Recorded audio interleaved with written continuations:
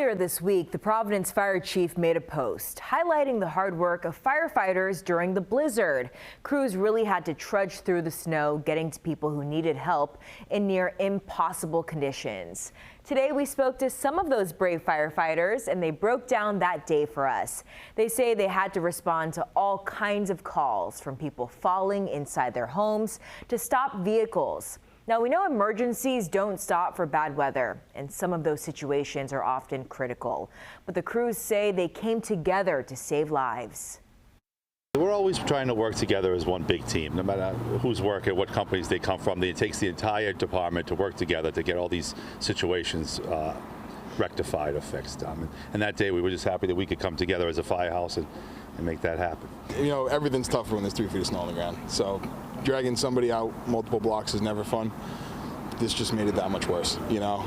But like they spoke to, we kind of just prep for worst case scenario, and we do what we can with what we have.